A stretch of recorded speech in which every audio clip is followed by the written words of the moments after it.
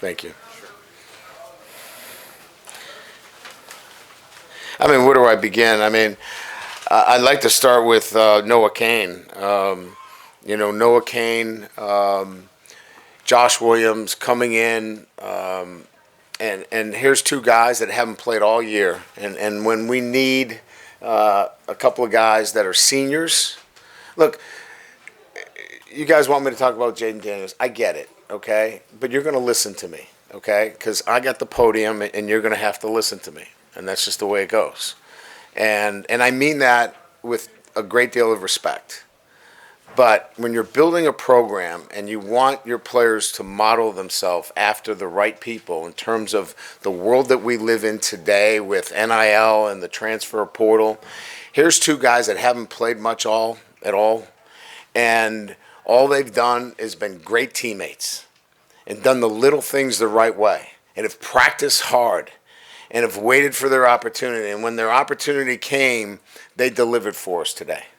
And for me, that gives me so much energy in this profession that when we're talking about transfers and, NIL and how that drives you out of the profession, to have two guys like that in the locker room just gives you so much energy because they are out there. And that's why I wanted to take a moment to let you know those are the kind of kids that we want to model. Now, I know you want to talk about Jaden Daniels. He's pretty good. Matter of fact, he set an FBS record tonight, as you know, where he threw for 350 yards and rushed for 200. So just an amazing accomplishment. As you know, he was in a concussion protocol. But here again, talk about doing it the right way. Tuesday he did not practice, but he was out on the field.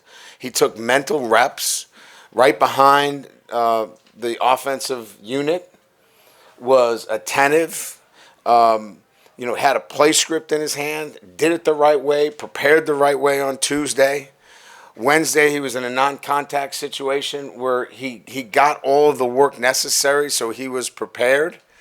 And because of that, was able to compete at the highest level.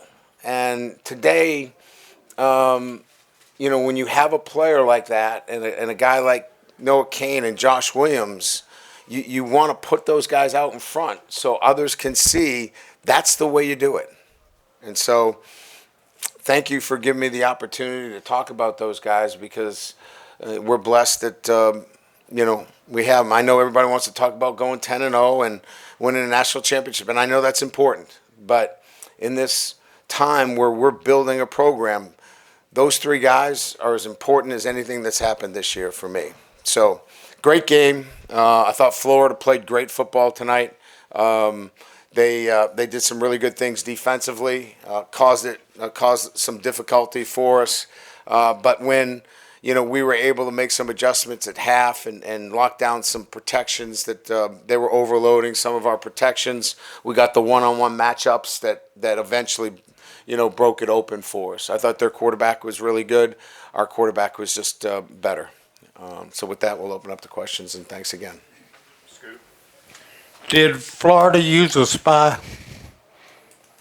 Did Florida use a spy? I have no idea. Just check.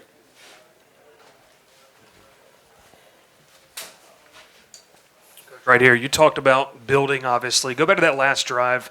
You had some young guys in there, obviously, but to not let Florida score there at the end, what does that say about kind of the resolve, where a lot of fans might not see a lot, but what did you see out of that? Yeah, it was the last two drives, right? Obviously, and we told them on the sideline, we just need a few stops. And we got the big stop, obviously, that allowed us the last touchdown. And as you know, we were able to chop a lot of time off the clock. And again, I think that drive was probably the most significant. The last one, we were in softer coverage. We were willing to give up some yardage. But I don't know that we have made many stops inside the 10-yard line or inside the 5 this year. So just to prevail and have enough of the tenacity necessary is going to help us moving forward, especially with so many young guys on the field. Right, we've talked about in the back, straight ahead. We've talked about the offense and Jaden on third down, specifically the duality of his game, keeping the defense honest. But how much does the rest of the offense selling what they do and being a threat on every play allow Jaden to be able to make these huge plays?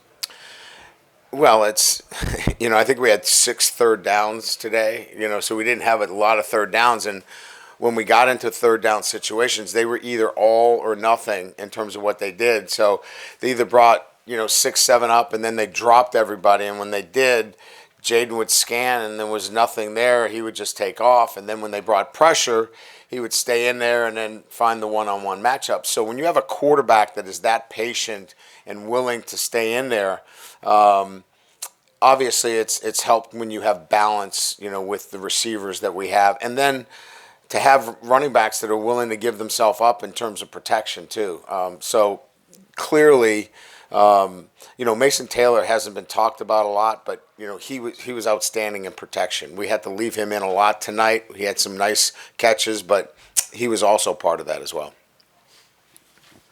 Coach, what are your thoughts on the call against Andre in the second quarter? I figured that was going to come up. I needed to take a little bit more time to make sure that I was articulating this the right way. I just think that we're in a bad position in college football as it relates to targeting. And I brought this up when we had the transmitter in the helmet. I had been pounding that table for the transmitter and the helmet for about 3 years, and it's fallen on deaf ears until all of a sudden there seems to be this sign stealing, epidemic, and now everybody wants to put the radio piece in the helmets. Well, we're going to get to that with targeting as well. When you have a situation like we did, where Jaden Daniels gets hit underneath the chin, driven to the ground, and is concussed, and it doesn't get reviewed, and then we have a play like tonight, which was a normal football play where a running back is lowering his shoulder, and we are trying to make a tackle. We're not targeting. We're not trying to lead with the helmet. We're just trying to make a tackle. We throw a kid out of the game. That is tragic. We're in a bad place right now, and we need to stop and figure this out, because there's a lot of words I could use, but it's tragic that we threw a kid out of a game because he was trying to play football. And whatever semantics, there's going to be a great explanation about this. Oh, he used the crown of his helmet, or he did this, or he did that. He was playing football. Last week, that guy that hit Jaden Daniels was trying to knock him out.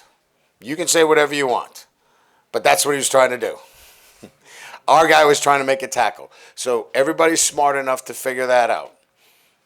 But we have 2 different outcomes. We got to figure it out.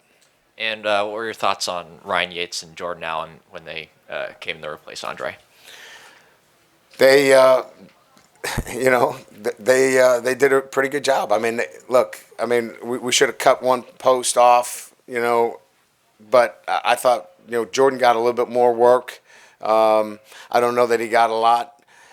I think the one thing that disappointed me a little bit with the young guys is they got to tackle, and I'm not going to let up on that with them.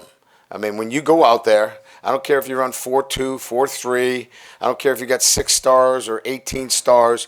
You better darn tackle, and we got to tackle when we're out there. And it's not even an art. It's a want to, and we got to tackle better. Coach, in all your years of coaching, have you seen a quarterback like Jaden in terms of his running ability, a guy that can go 85 yards up the sideline? And Nope, never. I mean, his ability, look, usually those guys tire out, I mean, Smokey the Bear jumps on his back at about 30 yards, and that lactic acid kicks in, and then they're gone. He kept going. He's a phenomenal athlete. He's the best quarterback in the country. He's the best playmaker in the country. He's the best player. Now, I've watched them all. he is the best player. You can say whatever you want. Well, we're 7-3, and whoever else is undefeated. That doesn't mean anything. What matters is who's the best player. He's the best player. And obviously, he was playing at a very high level last week. Yes, he was. He shouldn't be penalized for getting knocked out of a game. Well, look, whoever the here's what I'll say. His numbers obviously prove to everybody what he's done over the entire year, and then at night like tonight, I think kind of solidify that. Brian, do you have an update yet on John Emery after he had to leave the game? It was a knee injury. We'll probably have to do some further testing, but it seemed to be fairly significant. And then you talked about how you all had to overload protections, I think it was, and then what allowed those one-on-ones to end up kind of opening up late in the second half and be able to hit those deep shots like to Brian? And we had to make some adjustments in protections. They were sending one extra player, and so as you know, we rolled out of our no back to get away from the backside end who we couldn't block. So they then started to send an extra overload up inside, which required us to change our protections because they covered everybody and then send somebody through the A gap. So, anytime you do that, you have to kind of tweak your protections a little bit. We did that at halftime. We were able to pick that up. We got time for two more, Ed. Coach, I know you said a couple of weeks ago that awards take care of themselves. Do you think Jaden took care of one tonight? If he didn't win it tonight, he's got to be the leading candidate because what he did tonight, unless the Heisman is just about popularity, if you want to be the most popular, then fine. But he's the best player in college football. He did something tonight that no one's ever done. So if that doesn't make you the leading candidate, then maybe the Heisman is not really for the best player. Maybe it's for the most popular player. Coach, kind of coming back full circle, talk about the receivers tonight. Malik's a star, Thomas is there, Kyron Lacey didn't even have a catch, but the blocking downfield that they did to give Jaden, the openings that he had to go 85 yards, Malik took two people out. Yeah, they were, and we got called for a holding downfield, which I'll take because our guys are working hard. Look, when you have a quarterback that plays at that level, that gets their attention. And I think that, they know that he can turn long runs into touchdowns. And so, I commend them on their work ethic and getting, guys covered up downfield and being physical with them. Thank you, Coach. Thank you. Thanks for listening.